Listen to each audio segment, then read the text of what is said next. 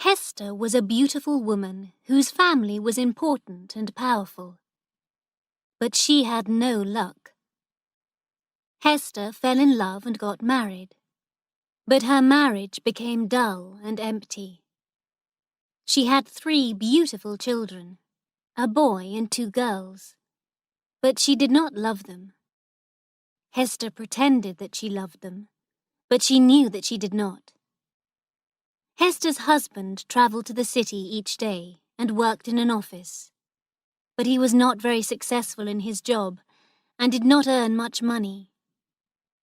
Hester did not know how to make money either. They both spent more money than they could earn, so they had serious money problems. Hester and her family lived in a fine house which had a pleasant garden. Beautiful and expensive things filled the house. The children had all the toys that they wanted.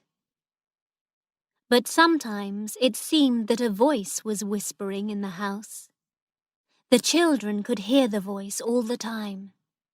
Nobody spoke about it, but the whisper was everywhere. There must be more money. There must be more money. Hester's son was called Paul. "Mother," said Paul, "why don't we have our own car?"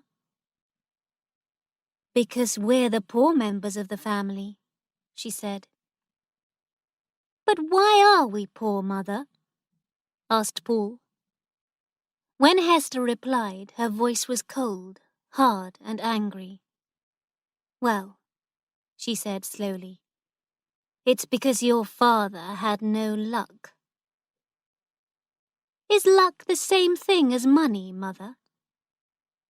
"No, Paul. Luck brings money. If you're lucky, you have money. That's why it's better to be born lucky than rich. If you're rich, you may lose your money. But if you're lucky, you will always get more money." "Oh," said Paul, "and is father not lucky?" "He's very unlucky, I think," said the mother bitterly. "Well," said Paul, "I'm a lucky person." "Excellent," said Hester, laughing. Paul saw that his mother did not believe him, and this made him angry. So the boy decided to try and find luck. Paul had a rocking horse in the nursery, the room where the children played. While his sisters played with their dolls, Paul sat on the big wooden rocking horse and rode it madly. Then he stood in front of it, staring into its face. Its red mouth was slightly open, and its big glass eyes were wide and bright. "Take me to the place where there is luck," he said to the horse. The horse could help him to find luck. That is what Paul believed. Sometimes he hit the horse on the neck to make it go faster. He rode it more and more wildly, hoping for luck. Paul's mother had a brother, Oscar Cresswell. One day, Paul's mother and Uncle Oscar came to the nursery when Paul was riding his horse. "Hello, young jockey," said Uncle Oscar. "Is your horse going to win its race?" Paul finished his mad ride and got down from the horse. "What's the horse's name?" asked Uncle Oscar. "He doesn't have just one name," said Paul quietly. "He has different names. He was called Sansovino last week." "Sansovino?" said Oscar. He was surprised. "But that's the name of the horse which won the big race at Ascot. How did you know that name?" "He talks about horse races with Bassett," said Paul's sister. Bassett was the young gardener who worked for Paul's parents. He had been Oscar Cresswell's servant in the war when Oscar was an army officer. Bassett now worked in the garden of Paul's house. Bassett knew a lot about horse racing. Oscar was very pleased that Paul was becoming interested in horse racing too. He went to see Basset to ask him a few questions about his nephew. "Master Paul asks me a lot of questions about the races, sir," said Basset. "And does he ever make a bet?" asked Oscar. "I don't want to tell you Master Paul's secrets," said Basset. "Please will you ask him that question yourself?" Oscar took Paul for a ride in his car. "Tell me, Paul, do you ever bet money on a horse?" he asked. "Do you think that I shouldn't?" asked Paul. "No," said his uncle. "I hoped that you could give me a tip for the next big race at Lincoln. What's your advice? Which horse is going to win?" "It's going to be Daffodil," said Paul. Daffodil had not run in many races and had not been successful. No one expected Daffodil to win the race. "Daffodil?" asked Oscar. "Are you sure? What about Mirza?" "I only know the winner," said Paul. "That's Daffodil. You won't give the information to anybody else, will you, Uncle? I promised Basset that I wouldn't tell anyone. Basset and I are partners. We share our information with each other." "Basset lent me 5 shillings to bet on my first racehorse," Paul went on. "But the horse lost. Then you gave me 10 shillings. I bet that money on a horse, and it won. So I thought that you were lucky. But you won't tell anyone else, will you?" "All right," said Oscar. "I'll keep your tip about Daffodil a secret. How much money are you going to bet on Daffodil?" £300, said the boy in a serious voice. Oscar was very surprised. £300 was a huge amount of money. He laughed. "Where is your £300? He asked. "Basset keeps it safely for me," the boy replied. "And how much is Basset betting on Daffodil?" "Perhaps £150, said Paul. Oscar was silent. He was very surprised, but he was also very interested. He decided to take Paul to the racecourse where Daffodil was racing. It was Paul's first visit to a race meeting, and his blue eyes shone with excitement. Daffodil won his race. "I have £1,500 now," said Paul. "Uncle, if you want to be a partner with Basset and me, we could all be partners. But you must make a promise. You must never give the information about the winning horses to anybody else." The next afternoon, Oscar took Basset and Paul to a park, and they talked. "If I'm sure about the winner, we're successful," said Paul. "But sometimes I'm not sure. Then we lose." "But when are you sure?" asked Uncle Oscar. "It's Master Paul, sir," said Basset, slowly, in a soft, quiet voice. "Perhaps heaven tells him. He was absolutely certain that Daffodil would win." "But where's the money that Paul has won?" asked Oscar. "I keep it safely for him," said Basset. "Whenever Master Paul wants the money, he can have it." £1,500, said Oscar, shaking his head. He almost did not believe it. "Yes," said Basset. They drove home again. Oscar asked to see Paul's £1,500, and Basset showed it to him.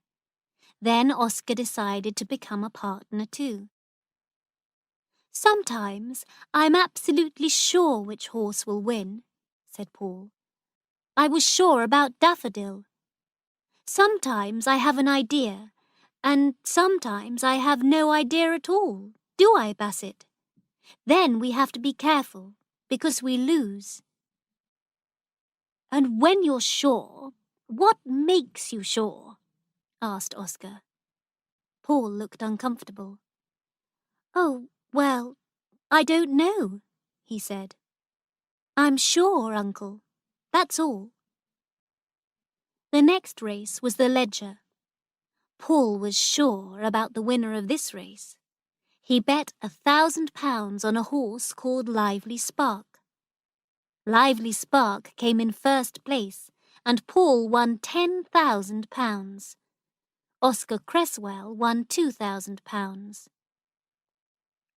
"You see," said Paul, "I was absolutely sure that Lively Spark would win." "I don't understand how you're guessing correctly," said Oscar. "What are you going to do with your money?" "I wanted to get money for Mother," replied Paul. "She said that she had no luck because Father is unlucky. I want to be lucky. Then I can stop the whispers in our house." "Whispers in the house?" repeated Oscar in surprise. "What do you mean?" "Oh, I don't know," said Paul. "But the house never has enough money, and so it's always whispering. I want to stop the whispers. But I don't want Mother to know about my luck. She wouldn't let me bet on the horses." "Very well, Paul. We won't tell her," said Oscar. Paul and his uncle made a plan. Paul gave £5,000 to Oscar, and Oscar gave the money to a lawyer. The lawyer was going to tell Hester about a relative who she had never met. Hester was going to get £5,000 because the relative had died. Each year, on her birthday, Hester was going to receive £1,000. "So my sister will have a birthday present of £1,000 for the next 5 years," said Oscar. Paul's mother had her birthday in November. By that time, the whispers in the house had become very loud. Paul was worried. Hester opened her letters at breakfast on her birthday. Paul watched his mother's face carefully as she read the lawyer's letter. But she did not smile. Her face became hard and cold. "Did you have any presents for your birthday?" asked Paul. "Not really," said his mother. Then she went to the city. In the afternoon, Oscar came to the house. He told Paul that his mother had been to see the lawyer. She had many large debts, and she owed a lot of money to many people, so £1,000 was not enough for her. She wanted to have the whole amount. She wanted the £5,000 immediately. "Oh, let her have all the money now," said Paul. "We can win some more money. We'll get a lot of money if I choose the winners of the Grand National, or the Lincolnshire, or the Derby. I'm sure to know the winner for one of these races." So Hester got the whole £5,000. She spent a lot of money on new furniture and expensive things for the house. She told Paul that he would go to an expensive school in the autumn. Then something very strange happened. The voices in the house suddenly changed. Before they had only whispered, but now they began to shout. "There must be more money! There must be more money!" Paul was frightened. He spent a lot of time with Bassett. The day of the Grand National race arrived, but Paul was not sure about the name of the winner. He bet on the wrong horse and lost £100. He did not know the winner for the Lincoln either, and he lost £50. He became very worried, and his eyes were wild and strange. "Don't worry about it, my boy," said Oscar. The next big race was the Derby. "I must know the winner for the Derby," said Paul. His big blue eyes shone strangely. Even his mother noticed that Paul did not look well. "Perhaps you need a holiday," she said. "Would you like to go to the seaside? You'll feel better near the sea. The sun and fresh air will help you." "Mother, I can't go away before the Derby," said Paul. "You care too much about these horse races," Hester said. "It's not good for you." "Please don't send me away until after the Derby," said Paul. "Don't send me away from this house." "Do you love this house so much?" asked his mother in surprise. "I didn't know that. Very well, you can stay here until after the Derby." There was a secret reason why Paul wanted to stay in the house. He had not told anyone about it, not even Uncle Oscar or Basset. His secret was his wooden rocking horse, which did not have a name. He asked for the horse to be moved to his bedroom. "But aren't you too big for a rocking horse?" asked Hester. "Well, I can't have a real horse of my own," Paul said, "and the rocking horse is a good friend to me." The time for the Derby was getting near. Paul behaved more and more strangely. He became very thin, and his eyes were wild. His mother was worried about him. 2 nights before the Derby, Paul's mother and father were at a big party. Suddenly, his mother felt worried about Paul. She telephoned the house and spoke to the children's governess. "Is Master Paul all right?" asked Hester. "Oh, yes," said the governess in surprise. "he's fine." Paul's parents got home at about 1 o'clock. The house was very quiet.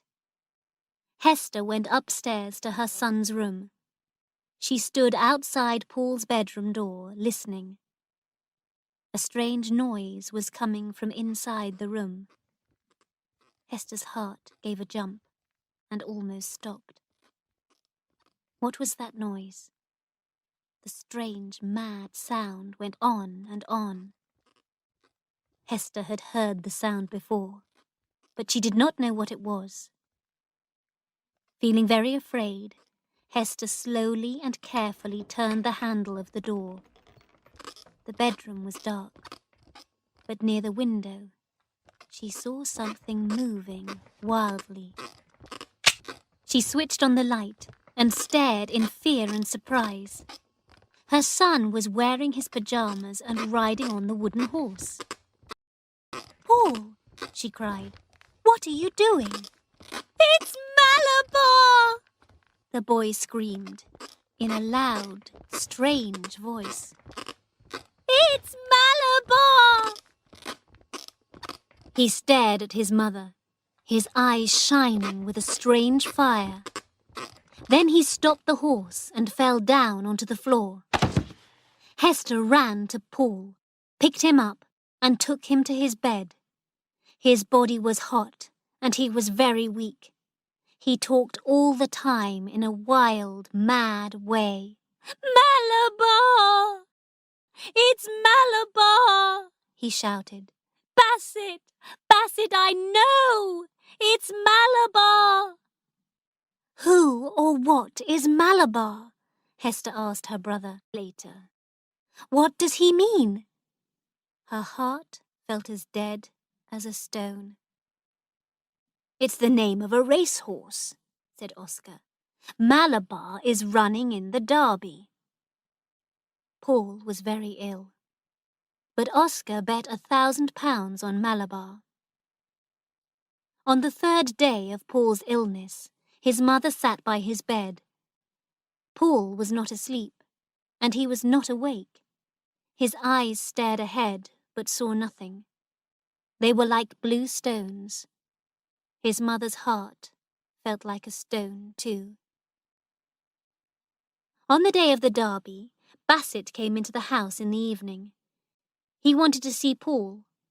Paul's parents agreed, and Basset went into the boy's bedroom. "Master Paul," he whispered, "Malabar came in first. It won. I did what you told me to do. I bet on Malabar. You now have £80,000. Paul was very excited. He kept saying the same thing again and again. Malabar, Malabar! Do you think I'm lucky, Mother? I knew Malabar, didn't I? £80,000. That's lucky, isn't it, Mother? If I can ride my rocking horse, then I can be sure of the winner. Mother, did I ever tell you? I am lucky. No, you never told me, said his mother. Later in the night, Paul died. My God, said Oscar Cresswell to his sister.